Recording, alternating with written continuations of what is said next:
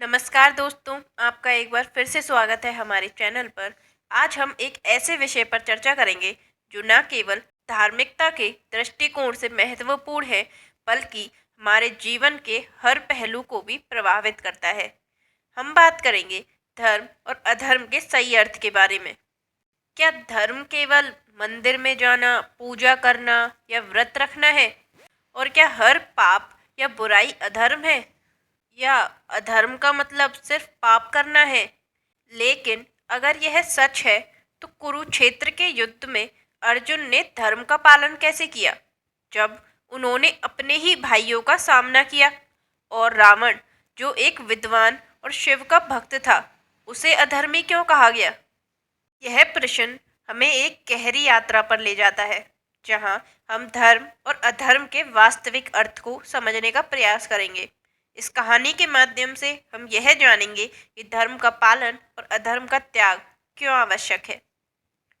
एक समय की बात है, एक छोटे से राज्य में राजा धर्मराज अपने न्यायप्रिय शासन के लिए प्रसिद्ध थे। उनकी प्रजा सुखी थी और हर ओर शांति का माहौल था। राजा धर्मराज का मानना था कि उनके राज्य में केवल धर्म का पालन होता है और अधर्म के लिए कोई स्थान नहीं। लेकिन एक दिन उनके राज्य में एक विचित्र घटना घटी। राजा के दरबार में एक संत पहुंचे। उनका नाम महर्षि वेदांत था। उन्होंने राजा से पूछा, हे राजन, क्या आप धर्म और अधर्म का सही अर्थ जानते हैं? राजा ने उत्तर दिया, साधु महाराज, मेरे लिए धर्म वह है जो सत्य, न्याय और सद्गुणों पर आधारित हो, जो ईश्वर की भक्ति में लीन हो। और अधर्म वह है जो झूठ, अन्याय और बुराई का प्रतीक हो, जो पापमय हो। महर्षि मुस्कुराए और बोले, यह तो एक सरल परिभाषा है, परंतु क्या आप इसे अपने कर्मों में परख पाएंगे? राजा चौंक गए। उन्होंने महर्षि से निवेदन किया कि वे उन्हें धर्म और अधर्म का सही अर्थ सिखाएं। महर्षि ने राजा को एक जंगल में ले जाने का निश्चय किया। उन्होंने कहा, राजन, आप केवल देखते रहे, मैं आपको धर्म और अधर्म को समझाने के लिए 3 घटनाएं दिखाऊंगा। राजा सहमत हो गए। पहली घटना, लोभ और अधर्म। गांव के पास एक गरीब किसान था। उसकी एक गाय थी जो उसका एकमात्र सहारा थी। एक दिन एक अमीर व्यापारी ने उसकी गाय छीन ली। व्यापारी ने कहा, यह गाय अब मेरी है, क्योंकि मैं इसे खरीद सकता हूँ। किसान रोता हुआ संत और राजा के पास आया। संत ने पूछा, राजन, इस घटना में धर्म और अधर्म क्या है?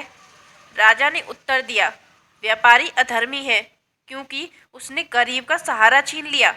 महर्षि ने कहा, सही कहा, लेकिन क्या किसान ने अपने गाय की रक्षा के लिए प्रयास किया? राजा चुप हो गए। महर्षि बोले, धर्म केवल दूसरों के कर्तव्यों पर निर्भर नहीं करता। यदि आप अपने अधिकारों की रक्षा नहीं करते, तो यह भी अधर्म है। दूसरी घटना, सत्य और धर्म। कुछ दूर चलते हुए उन्होंने देखा कि एक व्यापारी ने अपने झूठे वादों से कई लोगों को धोखा दिया। लोग उसके पास आकर न्याय की मांग कर रहे थे। संत ने पूछा, राजन, सत्य और धर्म का यहाँ क्या संबंध है? राजा बोले, झूठ बोलना अधर्म है, सत्य ही धर्म है। महर्षि ने हंसते हुए कहा, सत्य वह नहीं जो केवल बोला जाए, बल्कि जो व्यवहार में लाया जाए। धर्म का आधार सत्य है, परंतु इसे कर्म में उतारना ही सच्चा धर्म है। तीसरी घटना, त्याग और धर्म।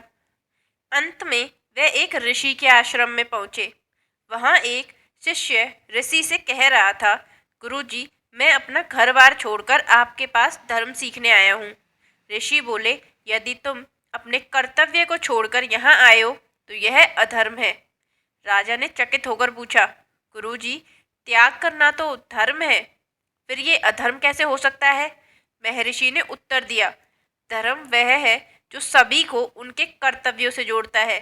अपने परिवार, समाज और स्वयं के प्रति कर्तव्य का पालन ही सच्चा धर्म है। जो अपने कर्तव्यों से भागता है वह अधर्मी है। राजा ने साधु से कहा, अब तक मैं धर्म और अधर्म को केवल काले और सफ़ेद के रूप में देखता था, लेकिन अब मुझे लगता है कि यह सब हमारी नीयत और परिस्थितियों पर निर्भर करता है। कृपया मुझे सही उत्तर दीजिए। तो साधु ने मुस्कुराते हुए कहा, राजन, धर्म और अधर्म का सही अर्थ समझने के लिए आपको यह जानना होगा कि धर्म का मूल उद्देश्य क्या है। धर्म वह है जो संपूर्ण सृष्टि के कल्याण के लिए हो, और अधर्म वह है जो केवल स्वार्थ, लोभ और विनाश की ओर ले जाए। धर्म केवल पूजा, मंत्र या कर्म कांड तक सीमित नहीं है। यह आपके विचारों, शब्दों और कार्यों का सामंजस्य है। अधर्म केवल पाप नहीं, बल्कि वह हर कार्य है जो दूसरों को कष्ट पहुंचाए। धर्म वह है जो सत्य, कर्तव्य और लोक कल्याण के मार्ग पर ले जाता है। धर्म में त्याग भी है और कर्म भी। धर्म में दया भी है और न्याय भी। धर्म में सत्य भी है और प्रेम भी। अधर्म केवल पाप नहीं, बल्कि उन छोटे छोटे कर्मों का भी नाम है जो दूसरों के अधिकार छीनते हैं। राजा धर्मराज ने संत की शिक्षा से प्रेरित होकर एक घोषणा की, इस राज्य में धर्म का पालन तभी होगा जब हर व्यक्ति अपने कर्तव्यों को समझेगा, सत्य, दया और न्याय के मार्ग पर चलेगा, और अधर्म का त्याग केवल दूसरों के दोष देखने से नहीं, बल्कि स्वयं के कर्म सुधारने से होगा। धर्म का अर्थ केवल एक धार्मिक विश्वास या प्रथा नहीं है, बल्कि यह एक ऐसा मार्ग है जो हमें सही और गलत का भेद सिखाता है। इसे भारतीय संस्कृति में सनातन धर्म कहा जाता है। धर्म का प्रमुख उद्देश्य स्वयं का विकास करना है, न केवल मानसिक बल्कि आध्यात्मिक।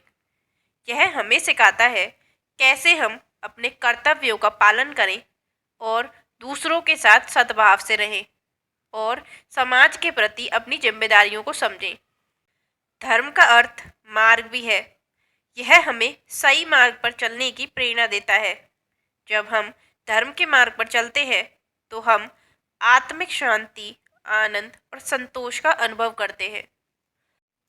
अगर बात करें अधर्म की, तो अधर्म का अर्थ केवल बुराई या गलत करना नहीं है, बल्कि यह एक ऐसी स्थिति है जहां व्यक्ति अपने नैतिक मूल्यों और धार्मिक कर्तव्यों का पालन नहीं करता।